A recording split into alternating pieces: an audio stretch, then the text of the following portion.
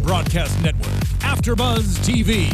Over 20 million weekly downloads in over 150 countries, and your number one source for after-show entertainment.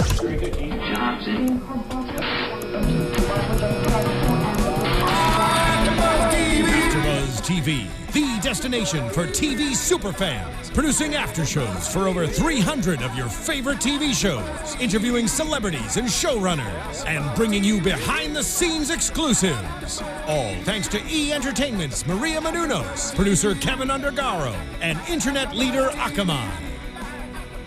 Now, let the buzz begin! All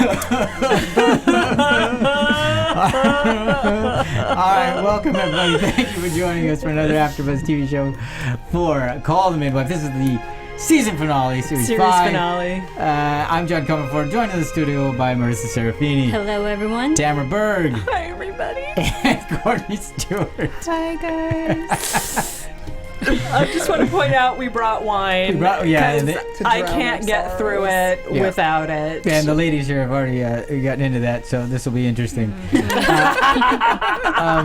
We have so much to talk about, obviously this being the finale and all, and with Evangelina and that whole storyline, but we're going to hold that because I kind of want to get through the other ones first. You know, we are drinking wine because we don't have any well-sugared tea. Yes, it's been fortified. That's why. That's because right. we all need well-sugared we could tea. Use it. Yes, we could, absolutely. Especially Dr. Turner, because he finds out from the Lancet and the letter in the paper and the whole thing. Thalidomide, everything's come home to roost. And they are just hell-bent on trying to right this wrong. Obviously they've been setting this up the entire season this year. Very different from other seasons with carrying characters over the whole arc through the entire season this time. And even as watching it when we saw Ruby. In the cafe, at some point, we didn't know who she was. Why did I not realize? I was so mad that I didn't realize it was her. I know. At all. Yeah. And so very uncharacteristic for the show, but worked really well. And so I love that they did that. Even Patsy's like, pimping the whole thing. Oh, she looks familiar. And I'm going, wait a minute. Who is she? Why didn't I know who that was? Did you guys? I had no idea. Did you? I didn't remember. To be honest. And because this show doesn't usually call back characters, it didn't occur to me. Wait, hang on a second. But then when I saw Rhoda, waiting, I thought, okay, where was she from again? And you do have to do a little bit of recall. Yeah. And there's always that thing with British shows where, now wait a second, did I see her in Sherlock? or wait, was it another? Was that Selfridges? What was that? No, she was Selfridges. I think she's at Happy Valley. Yeah, wait. That's it. So, a couple of things striking. The whole idea that he's prescribed this to, it didn't even dawn on me. Of course they're giving it to each other and keeping it, passing it around, and sleeping medicine. Oh yeah, there's that too. Yeah. Right. So the tracking down of where all these pills went was really complicated, and again, uncharacteristic of the show, but handled really beautifully. Was that going through the files and doing their the detective CSI work, part right? of the show. Yes, they're. Yeah, cracking the case. They did. I like it. Exactly. It was just scary to realize when they were doing their investigation how many people it affected. Yeah. Because we, the audience, only saw a handful, but then it actually affected more. You spread it out. That was more scary, that realization. Yeah, I also thought it was interesting that, because back when it was happening, nobody really understood it. They didn't know, and it took a while to figure out it only happens, because some people took it and nothing happened. Right. And it only happens, as we talked about. The gestation period. At a particular time. And I was thinking about it, if you were the doctor or the nurse involved, how horrible you would feel. My God! Right. It was one of those things that people talked about on Twitter didn't even think about how it would affect the nexus of it, the people who prescribed the drugs in the first place, and how the consequences of that, and how Dr. Turner must have felt at I did this. It's not your fault. He kept saying over and over again. He stopped shy of saying to the patient, I'm the one who did it. But the heartbreak of that. And even when Sister Julianne said that thing when we were in the hospital and Ruby's daughter, and she said, and the nurse had said another one of the, and I was just, oh God, I can't even imagine, especially if you're that person, meaning those kinds of people, those healers, those helpers, and knowing that you unwittingly had a hand in this. The guilt must be overwhelming. Yeah. So, and I liked how Patrick kept saying that it's not your fault, it's it's the manufacturers, and they're already discontinuing it and removing it. So like every time he kept telling everyone, it's not really any of our faults. But the devastation with Susan's mom, like she's like, if I just not and just gone to sleep, and it was so frivolous that I needed those pills. Exactly, to frivolous. And you're holding, it's nobody's fault, but I still have a baby who's suffering. And I'm going to experience this over and over. Exactly. And the whole story about dad and the beautiful baby, and I was done. And his sister said it was better than a gin, and she couldn't even have gin because she couldn't have gin. She was trying to protect her baby. And I was just, God, it's horrible. Ironic. It's ironic. Horrible. And when Sister Julianne was meeting with Ruby, and Ruby said, here, you need these back. Yeah. Except I want one more. Oh my God, how bad she is because she's just distraught. Yeah, so it makes me wonder, just how addictive these pills were too. Were they overdosing without the doctor's knowledge? I don't know. I think were they just taking it when they weren't supposed to? Because they were sleep aids. Yeah. So I mean, Could I be, would imagine absolutely. that. Yeah. But I think in Ruby's case, it was more. It was probably that, but more also because she's still trying to cope with losing her child. That she just doesn't want to feel anything because it's too painful. And gin and the pills. Exactly. Yeah. Because they're usually made to go together. Yeah. Dangerous Yeah. mix. They must have been that strong for sleeping though. She's doing the gin and the pills but in I the have restaurant. Yeah, exactly. You can still make it home after just that. in terms of the way they told that story, I just wanted to, technically speaking, I just love the little montage they did, knocking on door, that door would open, it would be somewhere else, and we just, that was just very cleverly done. The bag full of pills collected, the envelopes the full hand of going out to one nurse and the other nurse receiving it. So you just, it was like, whoa, they're really going. I love their capes, sort of floating up all these stairs and roaming through the streets, taking care of everything. I said they're dressed so smartly. They're just so smart. Yes. I wore a cardigan today just because of it. They look like Batgirl or something. They do. They look like superheroes. They're roaming through the streets trying to make it better. I loved it. Their uniforms. It was but just tragic. Just tragic. I can't even imagine. Tragic. Yeah. But handled in the way that Call the Midwife does so beautifully, the conversation about Rhoda and her, you just talked about her husband calling her my beautiful, and her also reflecting about in years past or in times past, I could have been and would have been the person who crossed the street so as not to have to confront, and so there's this moment of and this thought of. Walking in another's shoes and really having kindness and compassion and empathy for the situation that you've been put in and that you never thought you would be. And it happens so many times in this show with so many characters. People seeing things from the other side where they never thought they would be. Well, what I thought during those moments is it's so transformative of something like that in your life, transformative, and and I'm going, well, look at the metaphor again, because in a way that's what the show's trying to be, is transformative, is because there is a normal mode that we go by, and every week this thing's trying to tell us, well, there's a different way. Yeah. Take a moment. Brilliant. Yeah. So, one other drug issue, the idea that just the opening on a lighter note, with the idea that unmarried women can't get oral birth control because, God forbid, they have some say in their lives. Oh, wait, was that my agenda? Yeah, you did. That's an opinion, Tamara. Yeah. Your agenda is showing. It's Dr. Turner's opinion. Yeah. What good is it doing us, he kind of says. Exactly. Thank you for that, Dr. Turner. Yeah. The sentiment remains. And then... Thank you. And then also, that comment that Rhoda made about another child who had legs but no arms, and then them amputating and all of that. Yes. And you have to think about because it's brand new. They're trying to figure it out. They're trying to make their way. But there's the whole first do no harm thing. I don't know, maybe it was. But it's still, anyway. No. That is part of the conversation. Is that helping or is that hurting? And are you? It's hurting me thinking about it. No, I know. It was such an awful. It made me want to look into what was the lifespan of the baby? Yeah. And I need to know right more in the varying the varying levels of deformity and how that affected them. And we learned from Ruby in the hospital, or from the nurse that don't live. A lot of them don't live long. Right, so right, exactly, depending on how. And remember that I went to school with a young man who had. Maybe you weren't here for that. I don't think so. He didn't have a hand on his right arm. I mean, he didn't have an arm on his right hand. He just had a hand on his shoulder, and you know.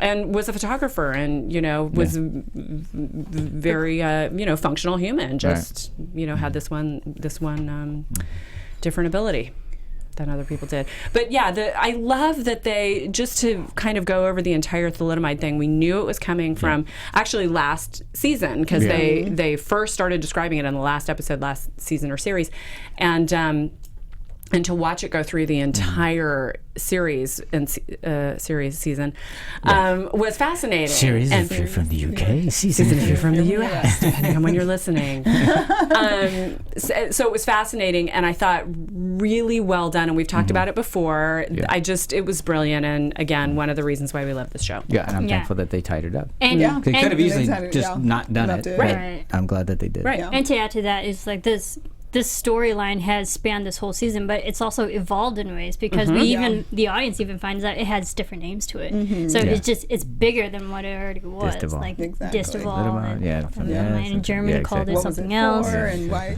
I didn't know it was that widespread either. I didn't know that was surprised to hear Germany. Of course, why wouldn't it be? But it's like, oh, geez, I didn't think about how worldwide phenomenon. It's a worldwide thing. Contagion? So, yeah.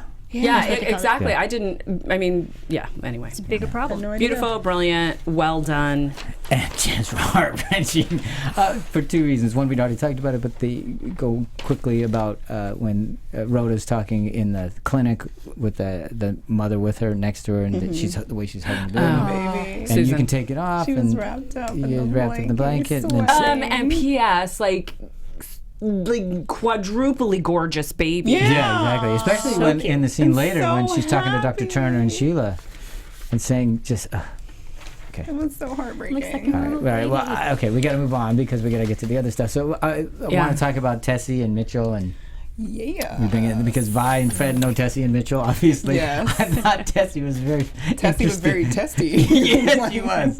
Yes, she was. She liked things just so. Yes, don't get him dirty with your compost. We have a consultation. Of course, she's on a timeline. Yes. Because, absolutely. He's back from Australia, and she's in the family way, shall we say. And there's no time for frivolities and 3 weeks. No.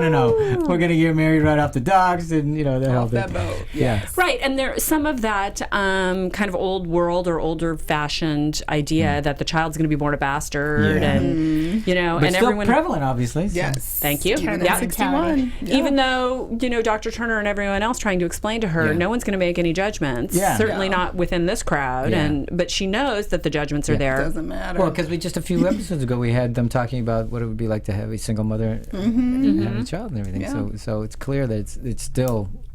Even today, Well, I was going to say it hasn't That's changed, true. but It hasn't changed that much. Yeah. And Yeah. she's from Australia. I mean. Yeah.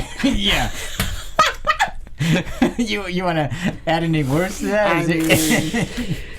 A little bit of a problem. Well, a little bit. We're worried about how good their foundation garments Foundation are. I mean, let's talk about If we're foundation worried about garments, shall that. we?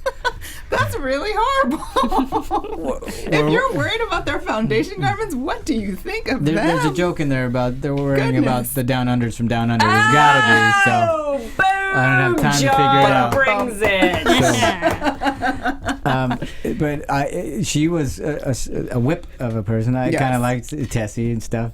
But then, Mitchell was kind of fun too. But I liked Noah. Noah's a breath of fresh air coming in like that. Yeah. And she looked like she was 13 years old. What?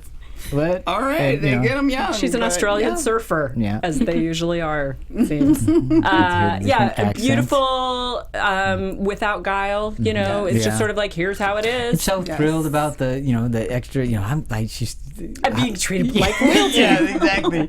Right? They're expediting this license or whatever it is, like, you know. Because I'm so fancy. Yes. Oh no, it's not fancy. It's this big bump on you. Yeah. So of course the big deal is, you know, when she's talking to Mary Cynthia and the whole dress thing, and she, you know, I thought that was really. It was, because that outfit was terrible. Yeah. That hat. Yeah, she even calls to it like, oh, she really knows how to pick a hat, and then they cut to the hat, and I went, You're like, what is Did they going get the on? wrong I know insert? it's 61, but no, boo. No. You people do not know hats because that was a fab. I mean, I'm sure it was very intricate.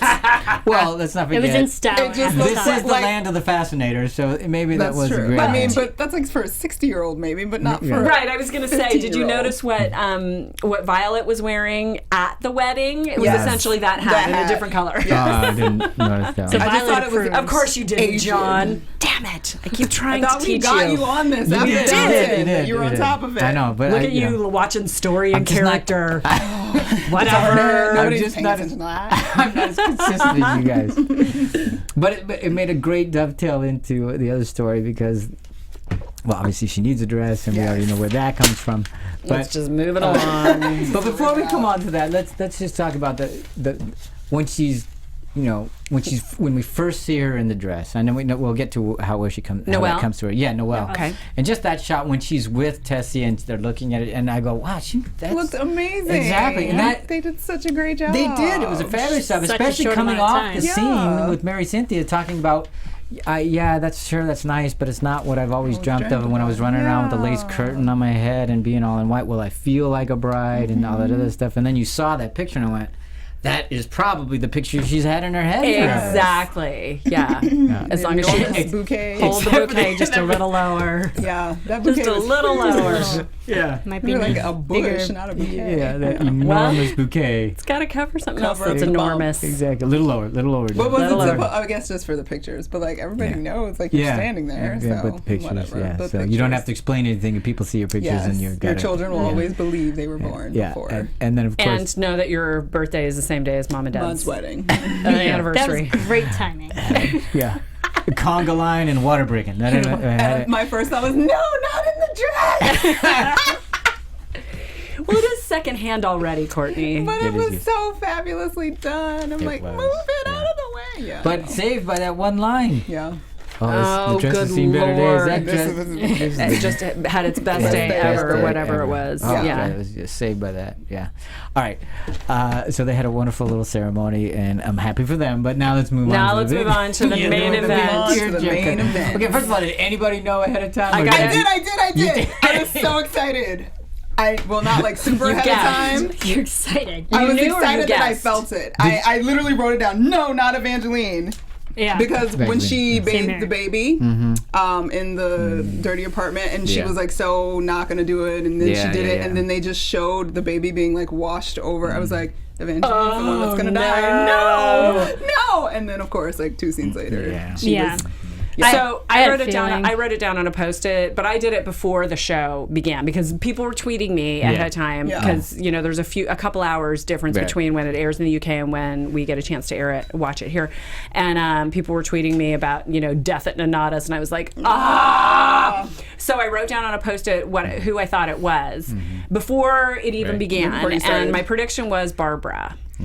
Oh. So close. So close, same storyline. Yeah. And Yeah, I kind of thought that was her last week under the big mountain of stuff when the storm happened. Yeah. I was like, Barbara, under there. Right. Well, partly because we got to figure out this whole Tom and Yeah. Trixie thing, and and that's Barbara kind of my thing. favorite thing in it too. Exactly. And then when she got bit by a flea, I was like, She's gonna. I'm get gonna be sick. right. Yeah. and then And I was I'm glad that didn't go wrong. anywhere with that bite. Yeah. And I was like, It was so it was just annoying. fine. And then they just John, got do you know all what it's like to be intimate. bit by fleas? Oh, let's move on. Oh no. I think he does. Yeah, clearly. I kind of knew it was personal Evangeline treat. because I noticed Evangeline was sleeping a lot. Yeah. I was like, Yeah, something's she's happening tired. to her. Yeah. I just didn't want to believe it. I saw her. Right, so sleeping a lot Sleeping and and the then whole cranky when napping she got event, up. Yeah. cranky, But it also felt to me slightly too not obvious, but like they were kind of leading us there, and I thought, well, they're not going to kill her. It's Pam Ferris. She's so amazing, and she's so. Yeah. Especially having just brought her back. I was I'm just going to pour myself a little more that was right really here. quick, but they brought her back for the emotional. they brought her back for that moment, which I appreciated. Yeah. Look, As Courtney, I your glass appreciate is the missing. wine. And so we start off when she's already said no. I'm not going to be handling babies because I Right. made my decision. I'm sticking to it. And as soon as they say, I go, yeah, it ain't going to happen. That's never gonna happen. You're going to be handling. So, but I especially like the three gals, Phyllis, Trixie, and Barbara talking about stockings and I'm going, what Oh are my you going God, on? that was hilarious. But she said horrible things. Yeah. When she said it was like a breeding ground for yeast because they were pantyhose, I was like, what? That just cracked me up so much because whenever course John Bill just said- yeah, check all right. out I'm for a gonna take minute. these off. Okay, You guys go ahead. So what made me laugh so much was, I don't know, maybe I'm too proper, but sort of watching that and I'm like, oh my God, we don't talk about yeast infections, and they were just like, Like it was just it regular. just happens. Yeah. Oh my God, it was And hilarious. is it that they were like not considering not wearing underwear No. with the pantyhose? Yeah, well- Is think that it was what that. the issue is? Because I was kind of confused how that leap was made with pantyhose, and I was like, I didn't understand. I think there's having worked at Victoria's Secret for many years as I did, I am I've a heard little some bit of an stories expert. of that. A girl, I got even more because I Ugh. worked in some in Los Angeles, so I've got celebrity panty stories. Hey, who doesn't? Gross. But I don't know, it's going to take a couple more John's got glasses 'em of this to. Right. Who doesn't, But, right? well, okay, so moving off the inverted womb of this particular episode. And Australian Foundation garments. Yeah, exactly. So what I thought it was interesting that Evangelina snaps at him. Yeah, And, right. Because Yesterday- Very out of character. well, not Kinda. really. That's Well, how not she's really. always Snap at been. them, but Kinda, it would have but not. been. It was a little bit much. It She had a was little sort bit of an edge. It was over the top. Only because of last week we were so happy. Everybody's so Yeah. happy to have her back, and it was this warm fuzzies and Yeah. everything. And it's like, oh, we're right back to that's who she is. Yeah, that's what But she she was does. smart ass him, not just be Yeah. like, "Shut up! I'm trying to sleep," Yeah. and go back to Yeah, sleep. it was. It was hard. It was like, okay, well, and I was thinking, go to your room, your Yeah, you're cell, on the whatever the couch. hell they call it. So Like, why are you so cranky? You're on the couch. You're in the middle of you're the in the kitchen public or area. whatever, yeah. Domain, Go somewhere else. But right then I went, uh-oh. That's when, There's a problem. Damn. So can we just? I know we kind of covered the dress, but we Yeah. didn't cover the origin of the dresses. Yes. Yeah, we're about to, so we Okay. can talk about it now. Okay.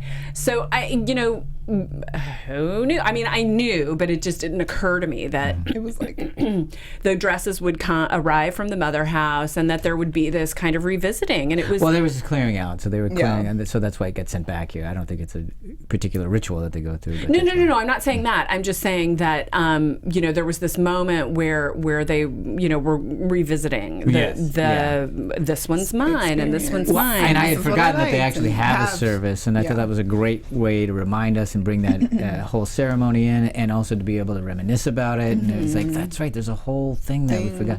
They actually have the Brides of Christ. the whole thing, and it's like, oh, that's right. And the fact that they still kept them, and that these were gowns that were donated. I loved hearing the tradition and the story, and Sister Julianne talking about how she had to pick out all Remove those the if they silver were embroidery because it was restricted. too extravagant Yes, exactly. and not it was prideful and so-and-so had to wear Fascinating. heels, and so-and-so didn't, and this was a parachute she wore. It was a parachute, and I'll never wear it again. Yeah. And just the way we're talking about how much they loved their ceremony. Winifred talking about how much she loved the ceremony, and Mary Cynthia missing out. I'm She's going, like, I didn't get to wear that's right. mine. They're I girls. didn't They're get not just sisters. Yes. Thank They're you. girls. Right. They're And then ladies. Sister Monica Joan talking about the look on Mary Cynthia's face. Yeah. Again, just kind of, I mean, it was so brilliantly crafted, this scene within the arc of both of those storylines of Sister Evangelina as well as Noelle. Go ahead. I can't help but because the way they laid it out. So here we're pulling all these dresses out. There's all this reminiscing. It's all kinds of fun. Of course, that dress gets made in for Noelle. But then they have to dress their sister at the end so she can go meet. I'm just going, oh my God, that's just, killing me. I'm sorry. It was so much. No. Sorry, we're going to take a station break while they compose themselves. That's what did it. Yeah. And I also loved when they were talking about Sister Evangelina's dress and how, the parachute and thing, and that she looked silly. Yes. She felt like she looked ridiculous, and then the transformation of that gown to become the perfect, most beautiful image of exactly what Noelle wanted. And it was the resurrection of that dress. I don't mean to make too much of it, but it was. But yeah, it really was. Julian and Mary Cynthia talking about how Mary Cynthia, after talking to Noelle, said she heard Evangelina's voice clear as God. Oh my God! And of course, how fitting it would be that a dress that would fit her would fit a pregnant woman, right? So there's that synchronicitous thing. That scene, can we talk about that scene? So between Sister Julia and Sister Mary Cynthia, she gave away everything she ever had. And then Noelle was talking about no proper wedding dress. Give her mine for pity's sake. She hears her say, and then they have... Yeah, but she said this is no time to argue with her because they would win it anyway. And then they have the laugh cry. Laughter. The laugh cry. The laugh cry. And for me, Jenny Agutter in this one, I was like, how is she making those turns so quickly? The laugh cry. That was genius acting. Absolutely genius acting. It's like, I don't see that kind of acting that often. I mean, that was a huge turn. And so seamless in that moment. Completely believable. So completely genuine. believable. 100%. Yeah. Jeez. And I also have to put, again, the way they edited the sequences together, the putting together alterations of the dress, intercut with prepping and preparing the ceremony for their sister and the candles and the washing. It was just... And we had just They're both about preparation for a new stage of life or for onward. Or and then Mary Cynthia's bath. Yes, it was bath. it's the same, and the way the hands and over her.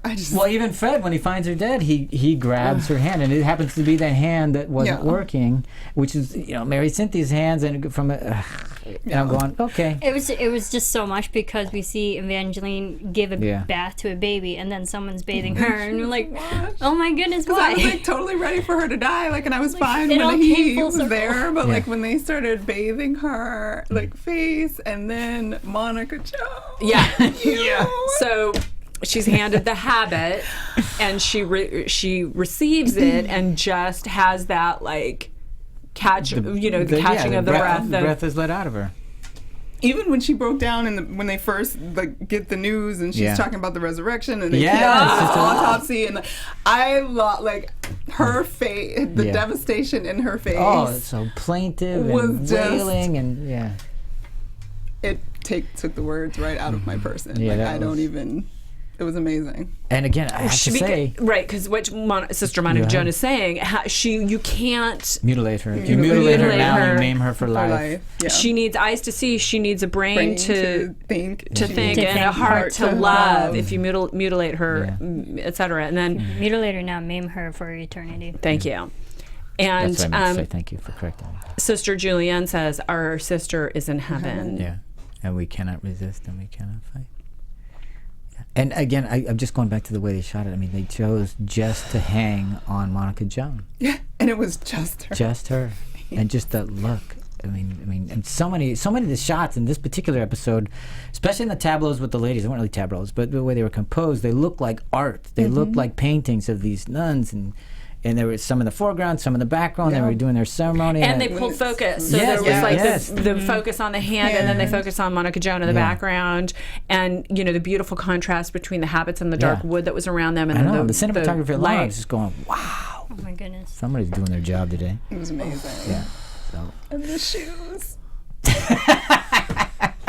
All right. Let's talk about the shoes. Wasn't it great to see the processional and people coming by, and it was like, that's right. And then I thought this was interesting because they showed the first one, and it was nice. It's like, oh, of course, everybody's coming by to pay respects and everything like that. And then later on, we have Trixie with Phyllis, and they have that moment there about, getting prepared. They're ironing and just... About loneliness. And about spinsterhood. Right. And I'm going... And just Phyllis, again, being so thoughtful in the moment to say, yes, here's the spinsterhood. But you're not one of us. Yeah. And she just wants somewhere to belong. Yeah, want somewhere to belong. Just don't offer me Horlicks. Yeah, exactly. Yeah. It's right there. It's like, yeah, don't ever offer anybody Horlicks. But No. then afterwards we see Trixie and Noakes. Yeah, they used to be terrified of her. Yeah. Okay. So cute. Yeah. I used to be terrified of her. Me too. She taught me so much. Yeah. Me too. And then right back to the hands. Right back to the hands again. Yeah. Because they It's a grabbed hands. big deal. And then, so I thought that was the only procession we were going to see until they had another one, which is where we find Rhoda and her daughter. I mean, so it's either still going on or it happened again or whatever. It's like, oh, that's right. And then, forget it. Like, Undertaker? Okay, yeah. Yeah, let's talk about The Undertaker. I'm going, I need some levity. So he talks months about early. she's one of our own, and we would like to take care of everything. And he tells his story. I was born 2 months early. Sister Evangelina bathed me, wrapped me in linens, and sat by my mother's bed for 7 days. And now it's time for me to pay back what I owe. Everybody need a moment? Does everybody need a moment? All right. I got more Kleenexes here to share. Yeah. Do you need steal one? one of those, Here you yeah. go. Oh, it's the last one. And you're out. That's the best payment he could have given. Yeah, one of the things I love about that is here's an Undertaker who we've never met, so we have Right. no history, no relationship. But what he's carrying, is everything we know of her and how, as what a pill she was always so staunchly there for the mother and wanted the baby. I mean, you could see it in the way she was with. Was it Tripty and Yep. their child, and how and the way she held that baby and was taking care of that baby. Everything's like, oh, that's right. It's one thing when she's at home and she's been, a pain in the butt to everybody, but when she's out there and she's doing what she does, which was so reminiscent, and when Fred was carrying on and going ahead to fix the bike, I'm just doing what I do and everything. I was like, that's right. Yeah.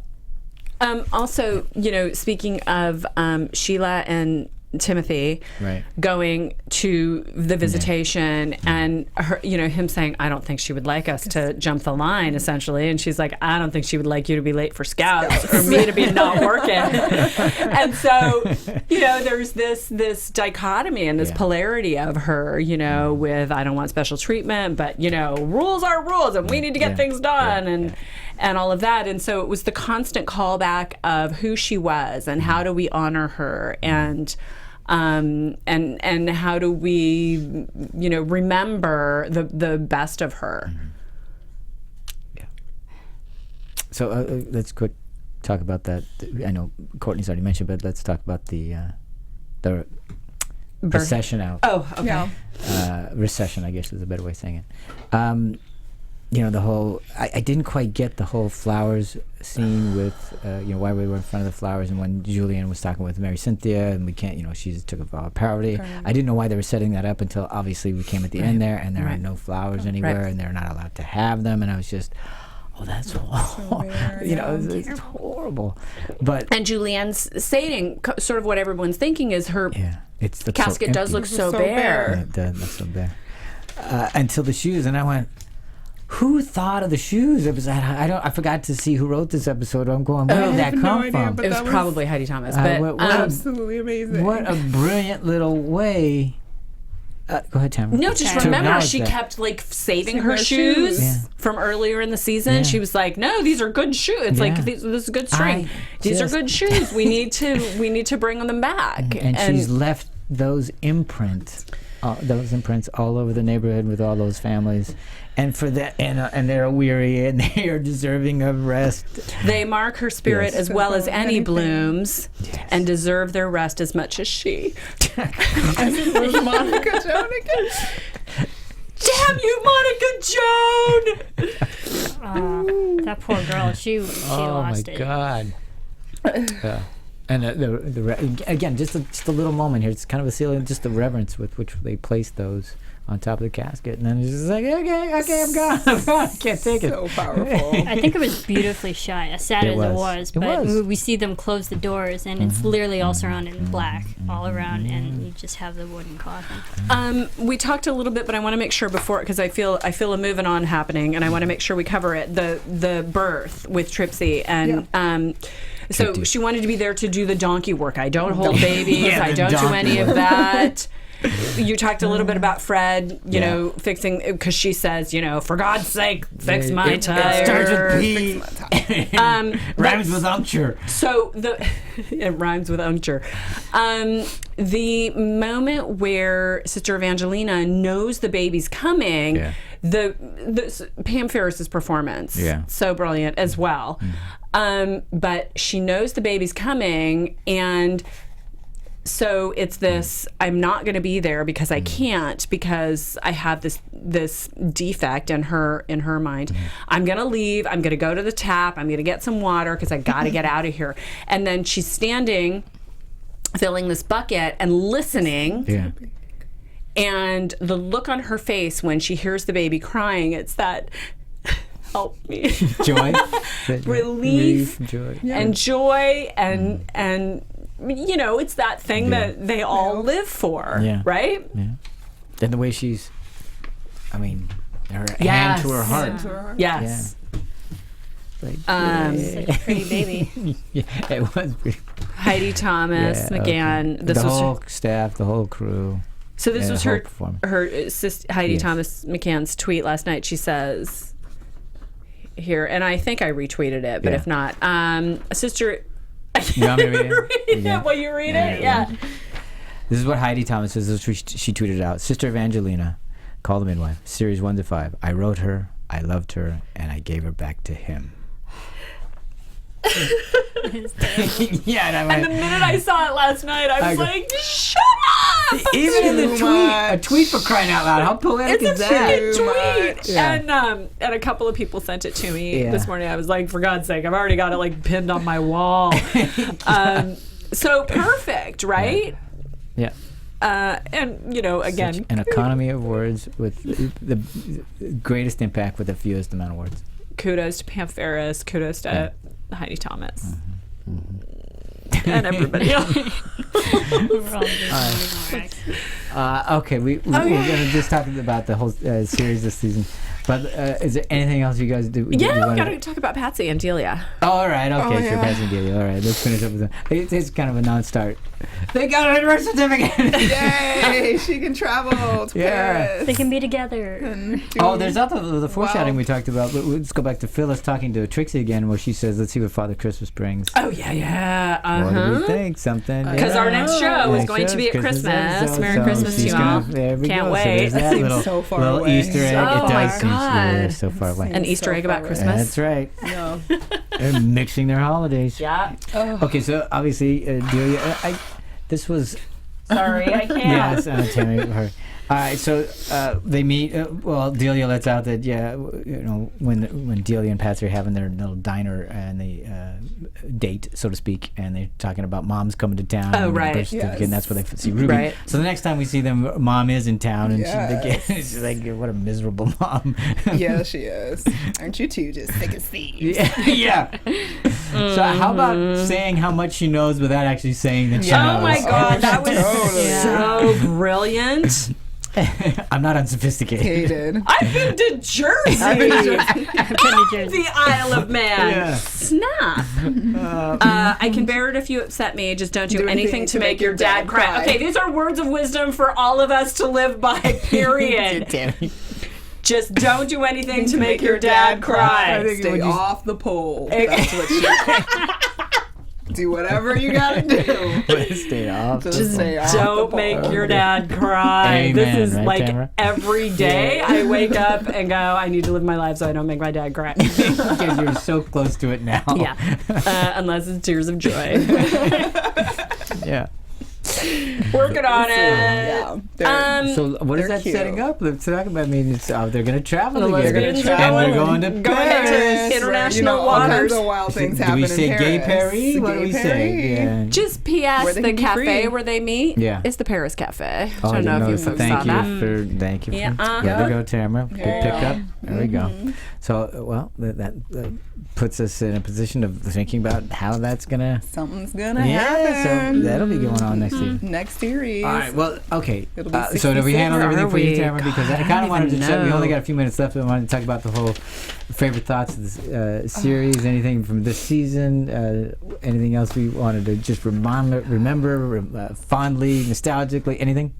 I just want to say that, I love this show from the very beginning, and I think, again, we talked about how kindness and compassion is a theme, and they've absolutely held with that theme throughout the series, but then also kind of done some things different this series. Yeah, I think branched out with, doing something that's topical. Yeah, certainly their formulas changed a little bit. They've kind of different structures to things, and But it's absolutely organic and absolutely fits within what Heidi Thomas and her co-producer, executive producer, intended, I think. Because for me this year we had a lot more stories that were outside Nonnatus House and out even beyond some of the midwives, because a lot of them really dealt strongly with what was going on out there and social issues and that kind of thing. And there was a cursory effect or tangentially, whatever you want to say. Right.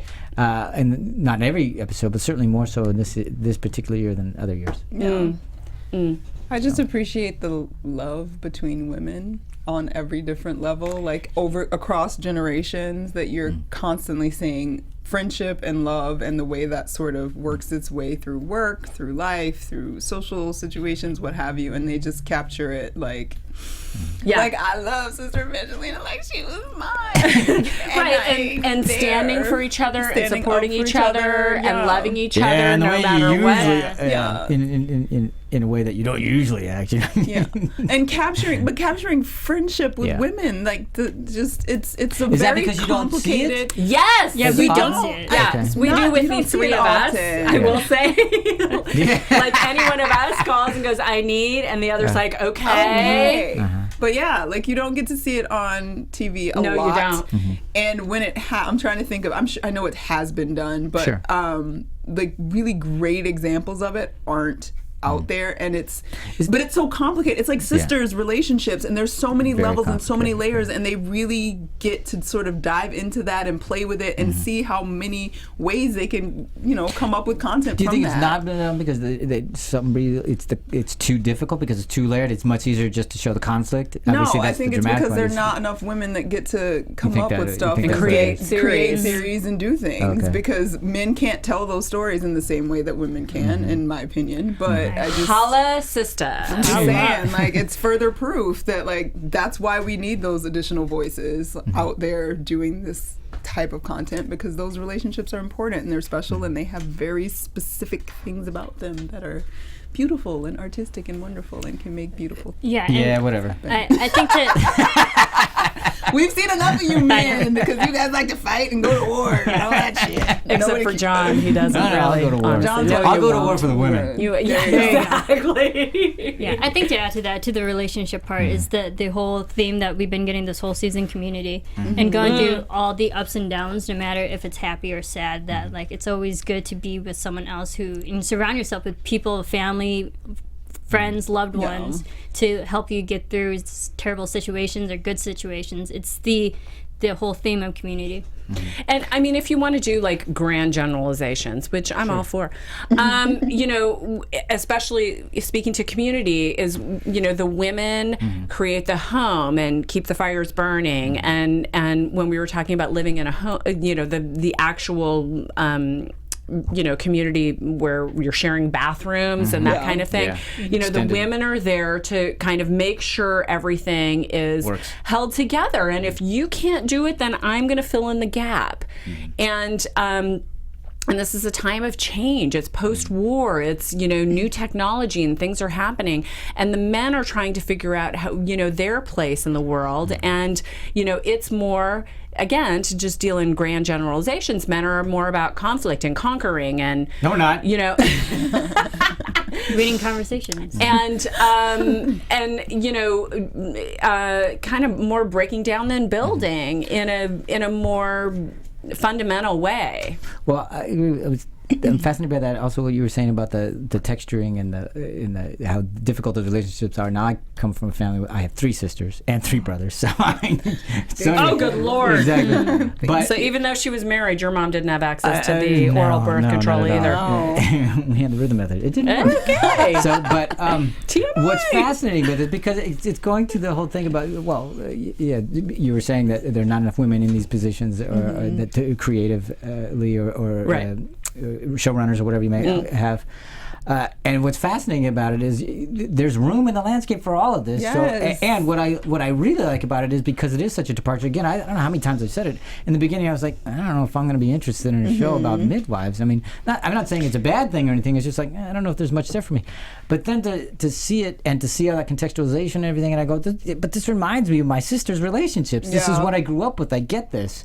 And it actually is refreshing to see in context with all the other things. I'm going, why isn't there more of this stuff? You got a whole over half the world. Hello. You know, I'm just going, and it doesn't stop with your feminist rhetoric, John. Why don't we see more of this, John? And here, let me ruin it by anything. Okay, do it.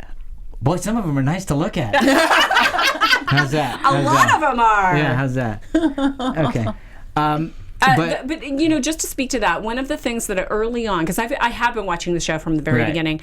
Thankfully, you all have encouraged us to do this podcast, but I've been watching from the beginning, and the thing that I loved, and I'm so thankful for, with the handful of friends that I have that have watched the show, is that they do understand that there's this, you know, this common thread of, you know, dignity and love, and the beauty that the I don't mean to be all political and everything, but that the feminine alliance can bring that really doesn't exist anywhere else. It really doesn't. And I'm not, you know, television landscape you're talking about, or what do you mean? Yes, in television landscape, and not as much in real life. You know, it just, you know, we don't have knitting bees and those things have changed. That sort of thing, and so it is kind of a community space that is also very reverent to the role of the man and the, you know, how we all work together, and that's what I love about this show. It honors the roles that we all serve, and that and how they, you know, coexist and dovetail together and create this beautiful community. Yes. Okay, thank you, Tamara. Now I'd like you to take a step off the soapbox. I'm gonna take another glass of drink of wine. One last thing though, I can't wait to see what the next series does, because I don't know in terms of time, like how far they jump. But like, obviously the 60s are a very interesting period of time, and to see how Nonnatus House fits into that, I'm actually and if they even get that far, they could do it like a week later, but if they jump a few years or what have you, like I'll be really interested. Because I would be fascinated by all. I mean, because they even in the next year they could jump a week ahead. Yeah. And then do the next one, they could jump 5 years ahead, jump back, and they could do all kinds of things. Drastic changes culturally. Exactly. And I think it would be fabulous. I think we should ask Heidi Thomas to talk to us, because we'd love to chat. But we got to move on, so make sure you do some shout outs or whatever it is that you want to I have a little bit of news and gossip. Oh, okay. Give it to us. Okay, so this was... All right, we're just going to go with it. This, you know, the episode via tweets, there were a lot of tears. The Thalidomide story was powerfully done. Yeah. You mourned your favorite Sunday night show as the series ended. You cried, but you laughed too. But you mostly cried. Many of you felt that this was the best episode so far. Wow. Viewers of all ages found the finale totally endearing, including some Allie Taylor's 16-year-old daughter. Buckets worth of tears were shed, buckets and buckets, and yet Midwife still managed to be educational and thought-provoking. I have. So there are some ratings to read, which is really interesting. That's one of the things I love about not doing this immediately after the show airs, because we can do some rating. Okay, so the season finale of Call the Midwife drew more than 9.2 million viewers on Sunday night, 500,000 more than tuned into the final episode of season 4.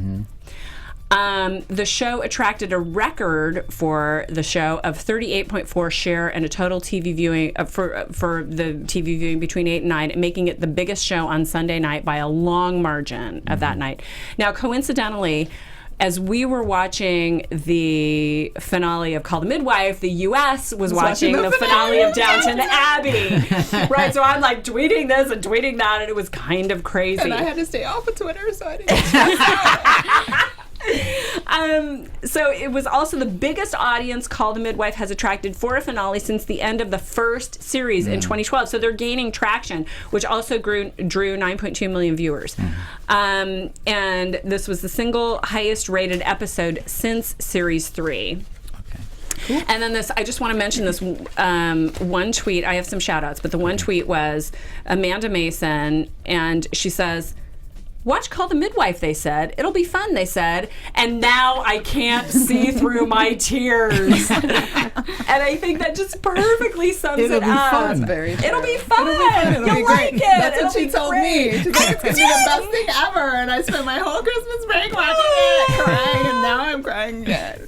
Okay, so shout outs to Amy, Anna, Kirsten, Caroline, Catherine, Adam, Eric, Shannon, Mia, Stephanie, Denise, Meg, Neil, Miss Lost Nikita, Helena, and Gerard. Thank you all so much. We definitely want to thank our crack research staff. You know who you are. You do know who you are. Single you out because some of you don't want us to. No, you're in the cult. You're in the cult. But we know you are. We appreciate you joining us on this conference call. It's been totally amazing. All right. Well, we are already long, so we've got to get out of here. Just a little bit. Yeah, so we got to go. Oh, we're out. So we are out. So where can we find you? Can find me tweeting and Instagramming at Stewart Starlet. Oh, it's me? Yeah. At Tamara Berg. On Twitter, tamaracentral.com is my website, and I might be coming to London sometime later this year. And Courtney might be too. It's going to be together. We're going to do that. It's going to happen. We're talking about it. So, Marissa, what do you got going? You can follow me on Twitter at Serafini TV. You might be on that trip too. You never know. You can't do that. Some time on the it's going to be a long.